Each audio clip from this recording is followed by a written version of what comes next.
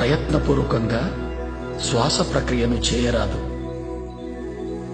తనకు తానుగా శ్వాస ప్రక్రియ జరుగుతూ ఉండాలి. సాక్షిగా సహజమైన శ్వాసను గమనిస్తూ ఉండాలి. ఇదే ధ్యానానికి మూలం. ఇదే ధ్యానానికి మార్గం.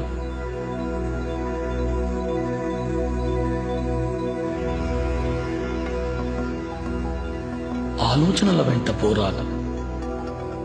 ప్రశ్నలలో చిక్కుకోరాదు. ఆలోచనలను తుంచి ధ్యాసను శ్వాస వైపు మరల్చాలి. సహజమైన శ్వాసను మాత్రమే గమనిస్తూ ఉండాలి. పూర్తిగా శ్వాసతోనే ఉండాలి. అప్పుడు ఆలోచనల సాంద్రత క్రమంగా తగ్గడం మొదలవుతుంది. క్రమంగా శ్వాస పరిమాణం కూడా పలుచబడుతూ చిన్నదవుతూ వస్తుంది.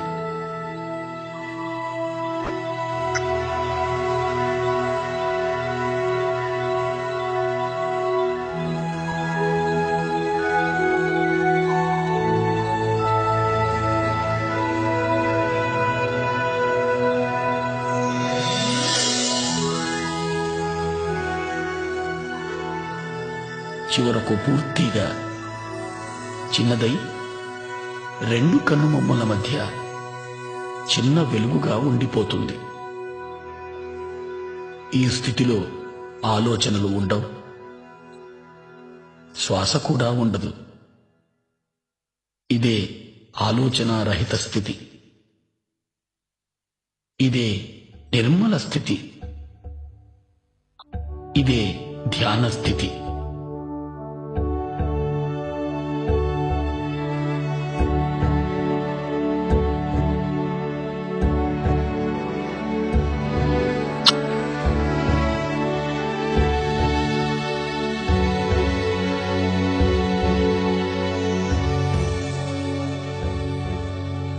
ఈ స్థితిలోనే విశ్వశక్తి మనలోకి ప్రవహించడం మొదలవుతుంది.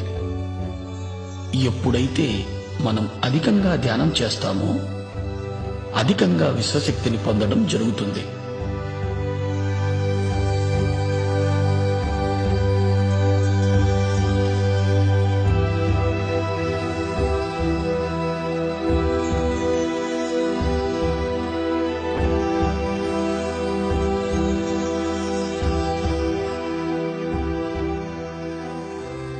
అలా పొందిన విశ్వశక్తి మన ప్రాణమయ శరీరంలోకి ప్రవహిస్తుంది.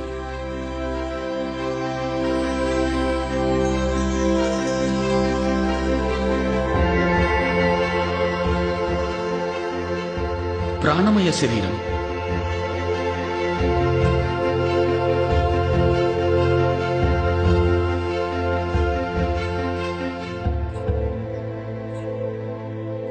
ఈ ప్రాణమయ శరీరం సుమారు 72,000కు పైగా నాడులతో నిర్మితమై శరీరమంతా వ్యాపించి ఉంది. ఈ నాడులన్నీ తలపై మధ్య భాగం నుంచి మొదలవుతాయి. ఈ మొదలయ్యే భాగాన్ని బ్రహ్మరంధ్రము అంటారు.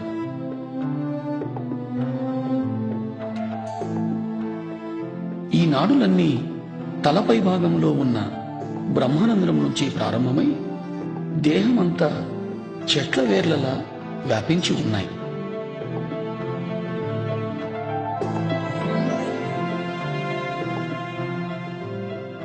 ఈ ప్రాణమయ శరీరమే మన జన్మ నిర్మాణానికి మూలం.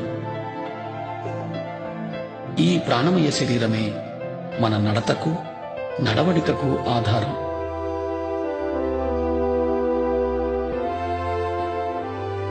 మన ప్రాణమయ శరీరం విశ్వశక్తిని నిద్రలోనూ ధ్యానంలోనూ పొందుతూ ఉంటుంది.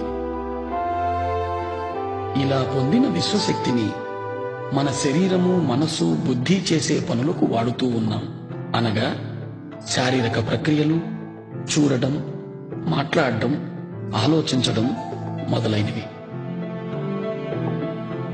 ఈ ప్రక్రియలన్నీ కూడా మనము తీసుకునే విశ్వశక్తిపైనే సంపూర్ణంగా ఆధారితమై ఉన్నాయి.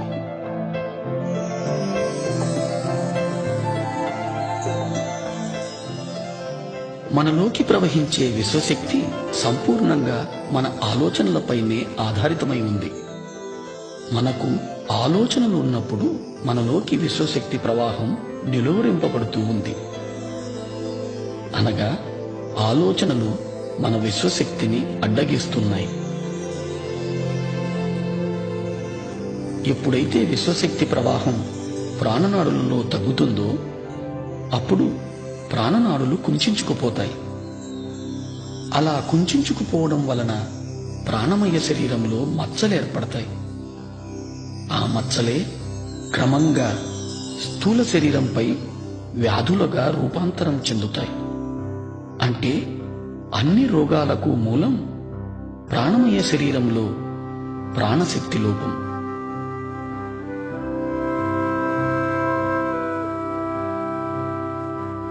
ధ్యానంలో మనము అపారమైన విశ్వశక్తిని పొందుతాం.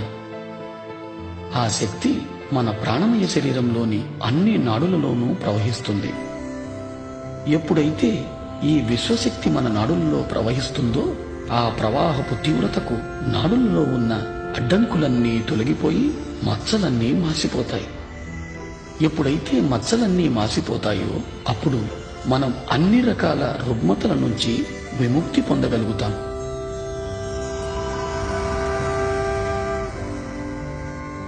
ఎప్పుడు ఈ విశ్వశక్తి మన బ్రహ్మరంధ్రం గుండా ప్రవహించడం మొదలవుతుందో తలభాగం భారంగా ఉన్నట్లు అనిపిస్తుంది, లేదా శరీరం అంతా కూడా భారంగా అనిపించవచ్చు.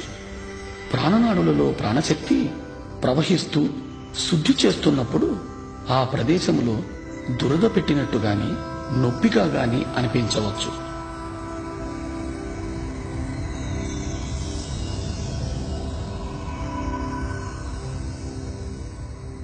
ఈ నొప్పులన్నింటికీ ఎలాంటి మందులు వాడనవసరం లేదు.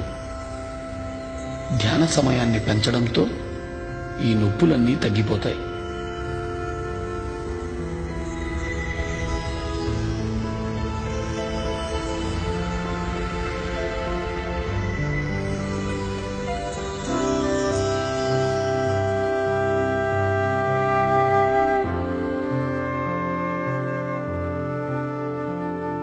అత్యధికంగా విశ్వశక్తిని పొందడం ద్వారా మనం అన్ని రకాలైన శారీరక మానసిక రుగ్మతల నుంచి విముక్తి పొందగలుగుతాం.